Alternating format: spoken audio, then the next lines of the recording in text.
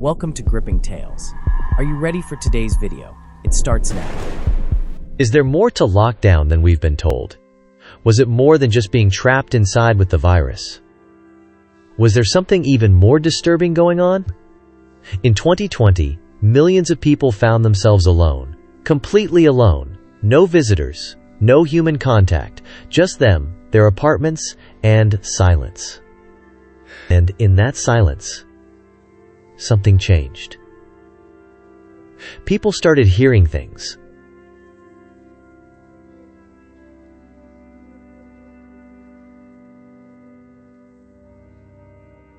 Seeing things, experiencing things they couldn't explain.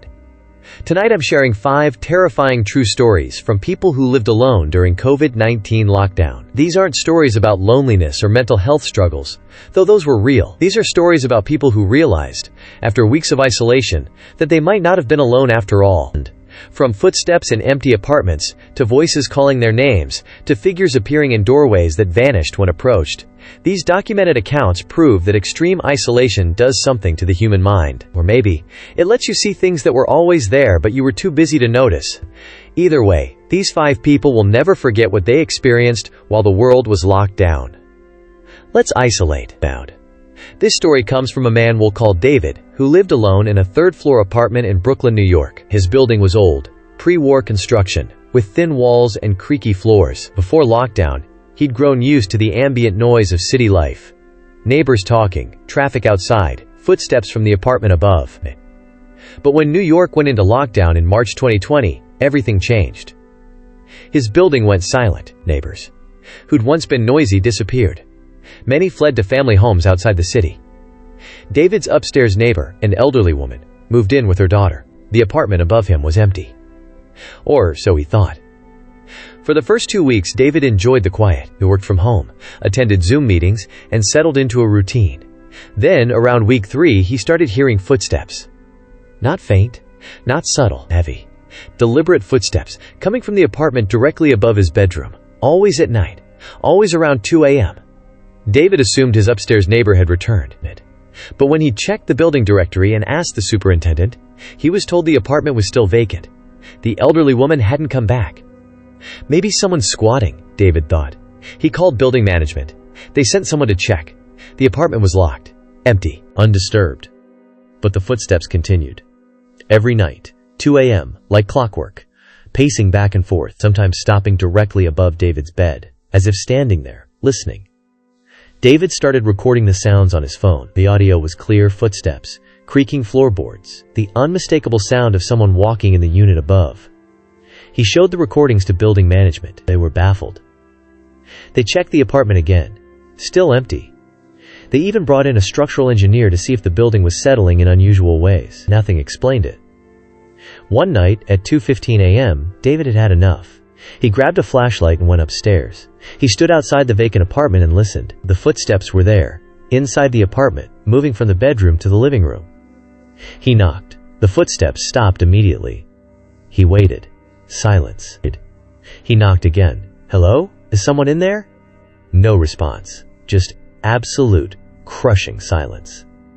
David called the police. Officers arrived, got the superintendent to unlock the door, and searched the apartment thoroughly. No one. No signs of entry. No evidence anyone had been inside. But as David stood in the doorway watching the police search, he noticed something that made his skin crawl. Dusty footprints on the floor. Not fresh, old, like someone had been walking through the apartment for years, stirring up decades of dust. The footprints led from the bedroom to the living room, back and forth, the same path David heard every night. The police had no explanation. David requested to move to a different unit. Management denied the request. Every apartment in the building was occupied except the one above him. The footsteps continued until New York began reopening in June 2020. Then, one night, they just stopped. David never heard them again. But he'll never forget lying in bed, listening to someone, or something, pacing above him, stopping directly over his head, listening, waiting for him to come upstairs. At least David knew where the sounds were coming from. But what happens when the noises are inside your apartment, and there's no explanation for what's causing them? A woman we'll call Sarah lived alone in a 1-bedroom apartment in Chicago. She'd always enjoyed living solo, the freedom, the independence, the control over her own space. But during lockdown, something changed. Sarah worked from home at her kitchen table. Her bedroom door, which she normally kept open, started closing on its own. Not slamming, just closing. Slowly. Quietly. She'd look up from her laptop and the door would be shut. At first, she blamed drafts or poor door alignment. But her apartment had no cross breeze, and the door had never closed on its own before. Then, around week 5 of lockdown, she started hearing her name. Sarah. Faint, distant, coming from inside the closed bedroom. The first time it happened, she thought she'd imagined it. The second time, she paused her work and listened. Nothing. The third time, she got up and opened the bedroom door. The room was empty, exactly as she'd left it that morning. But the voice persisted. Sometimes, once a day, sometimes multiple times, always saying her name. Always from behind the closed bedroom door. Sarah started keeping the door open, propping it with a doorstop, but the doorstop would be moved. The door would close again, and the voice would return. Sarah! One night, around 11 p.m., Sarah was watching Netflix when she heard it again. But this time, the voice was different. Clearer, closer. Sarah, come here. She froze. That wasn't her imagination. That was a voice. A real voice.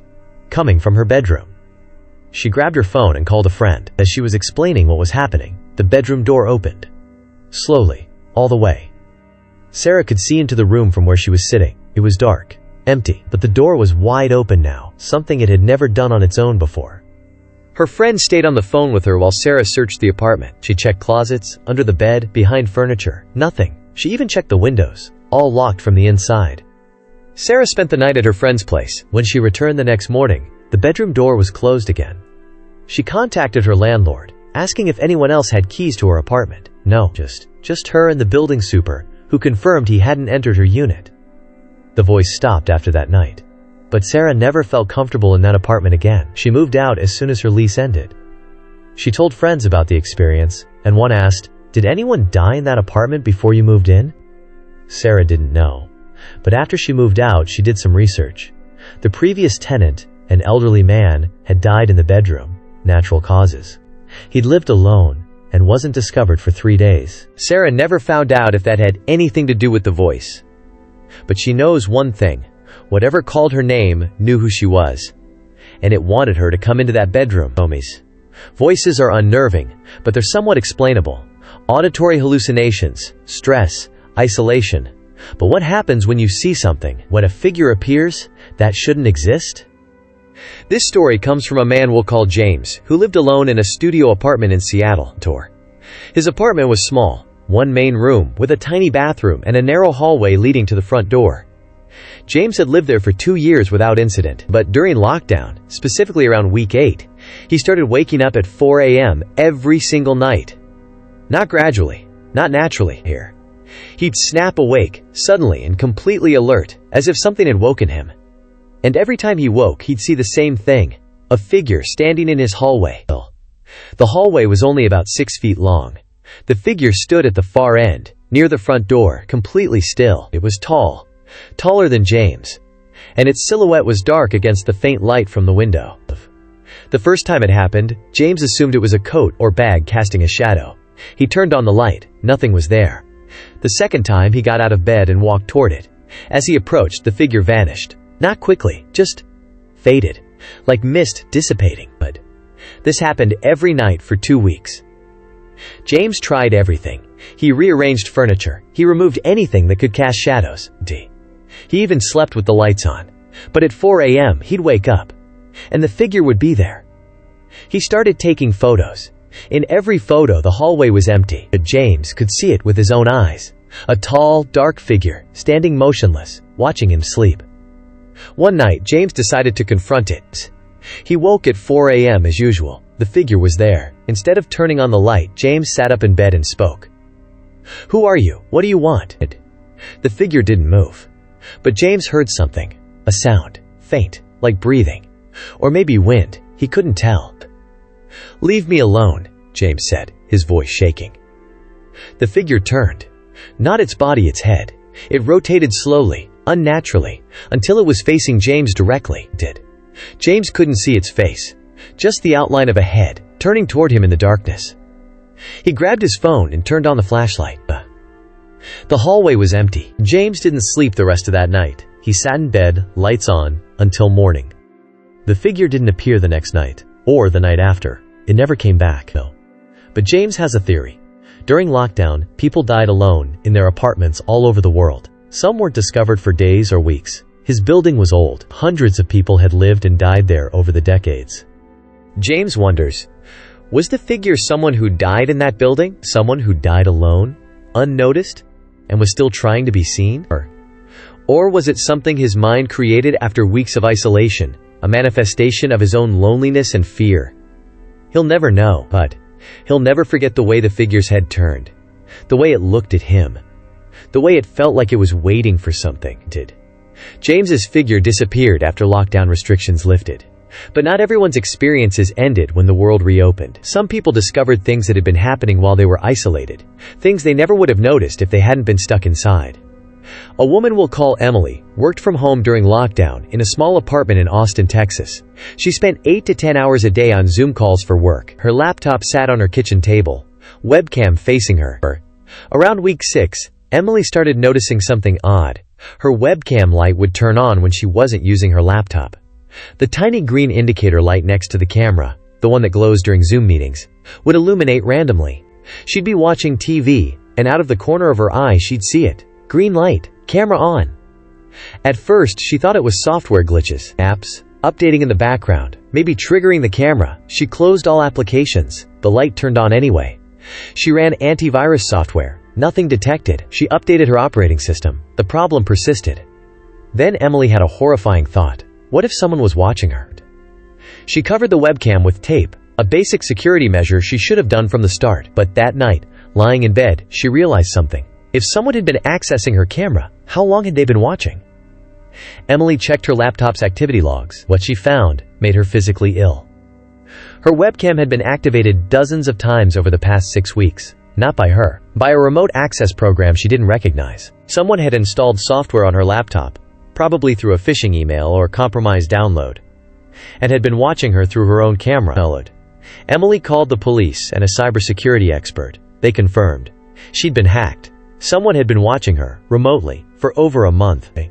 They'd seen her working, eating, walking around her apartment in pajamas, probably sleeping, since her laptop was in the same room as her bed. The hacker was never identified. The malware was traced to an overseas IP address, but beyond that, there was nothing law enforcement could do. Emily replaced her laptop. She installed physical webcam covers on every device she owned. But she couldn't stop thinking about it. How often had the person been watching? What did they see? Did they record anything? Were they targeting her specifically? Or was she just one of thousands of random victims? And the worst thought, were they watching because they knew she lived alone? Because lockdown made her an easy, isolated target with no one around to notice? Emily moved to a new apartment after lockdown ended. She never felt safe in that space again. And to this day, every device she owns has the camera covered, because she knows now, just because you're alone doesn't mean you're not being watched. Emily discovered her violation after the fact, but what if you realize, in real time, that someone is inside your home, and you have no way to escape? This final story comes from a woman we'll call Lisa, who lived alone in a ground-floor apartment in Philadelphia. Her apartment had a single entry door that locked with a deadbolt and a chain. Or at least, it was supposed to. Around week 10 of lockdown, Lisa started noticing her deadbolt wouldn't fully engage. It would turn, but not lock. She assumed the mechanism was broken and called maintenance. A worker came, inspected the lock, and said it was fine. Works perfectly, he told her, demonstrating by locking and unlocking it several times. It worked for him. But that night, when Lisa tried to lock the door before bed, it wouldn't engage again. She turned the deadbolt. It rotated freely, but the bolt didn't extend into the frame. She tried the chain lock. It worked. But a chain lock can be cut. A deadbolt was her real security. Lisa called maintenance again. Same worker came back. Same result. It worked perfectly when he tried it. Maybe you're not turning it all the way, he suggested, implying user error. But Lisa knew how to lock a door. She'd lived there for 3 years. The lock had never malfunctioned before. That night, Lisa wedged a chair under the doorknob, an old-school security measure. She fell asleep uneasily. At 2:30 a.m., she woke to a sound, her doorknob turning. Not jiggling, not rattling, turning, slowly, deliberately, like someone was trying to open it quietly. Lisa's heart pounded. She stayed perfectly still, watching the doorknob rotate in the darkness. The chair held. Whoever was on the other side couldn't push the door open. After about 30 seconds, the doorknob stopped moving. Lisa heard footsteps walking away. She called 911. Police arrived and searched the area. No one was found. No evidence of attempted break-ins. But here's what terrified Lisa most. When the officers tested her deadbolt, it worked perfectly. It locked and unlocked smoothly. No issue at all. Lisa had a locksmith come the next day. He disassembled the lock and found something disturbing. The internal mechanism had been tampered with. Someone had filed down part of the bolt, making it unable to fully extend, but only when turned from the inside. From the outside, using a key, it worked fine, but from the inside, the lock was useless. The locksmith couldn't tell when the tampering had occurred. It could have been days ago, weeks, months. Lisa moved out immediately. She stayed with friends until she found a new place. She never found out who tried to enter her apartment that night, or who had sabotaged her lock, or how long they'd been planning it. But she knows one thing. During lockdown, while the world was distracted by a pandemic, someone was watching her, learning her routines, waiting for the right moment to get inside. And if she hadn't woken up that night, they might have succeeded. These are 5 terrifying true stories from people who lived alone during COVID-19 lockdown. From footsteps in vacant apartments, to voices calling from empty rooms, to figures standing in hallways, to webcams hacked for surveillance, to locks sabotaged to allow entry. These experiences prove that isolation doesn't just affect the mind. It creates opportunities for things to happen that wouldn't occur in normal circumstances. Extreme isolation can cause hallucinations. Stress can create paranoia. But not all of these stories can be explained by psychology. Some involved physical evidence. Tampered locks, hacked webcams, dust footprints. So what really happened to these people during lockdown?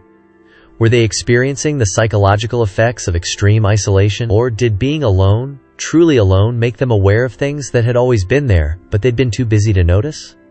Maybe it's both. Maybe isolation opens a door in the mind. And maybe, just maybe, something walks through. If you lived alone during lockdown and experienced something you couldn't explain, you're not alone. Thousands reported similar experiences, voices, figures, the sense of being watched. And maybe, in some cases, they were right. Stay safe out there. And remember, just because you're alone doesn't mean you're the only one in the room. Thanks for watching. Every ending hides the beginning of another tale, and ours is already on its way. Stay tuned. You'll find the next chapter right here, and soon.